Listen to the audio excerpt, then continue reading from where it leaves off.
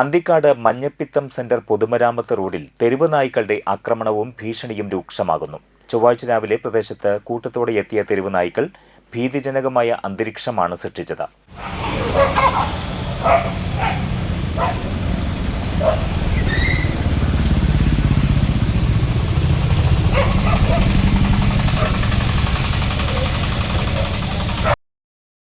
റോഡിൽ വാഹനത്തിരക്കുള്ള സമയത്ത് കൈക്കുഞ്ഞുങ്ങളുമായി ബസ് കാത്തുനിന്ന യാത്രക്കാരുടെ ഇടയിലേക്കാണ് നായ്ക്കളുടെ സംഘം ഭീതി പരത്തി പാഞ്ഞെടുത്തത്.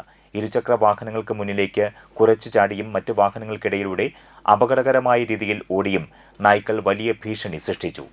മാസങ്ങൾക്ക് മുൻപ് ഇതേ പ്രദേശത്ത് വെച്ച് തെരുവ് നായ്ക്കളുടെ ആക്രമണത്തിൽ ഇരുചക്ര വാഹന യാത്രക്കാരനായ അന്തിക്കാട് സ്വദേശിക്ക് ഗുരുതരമായി പരിക്കേറ്റിരുന്നു.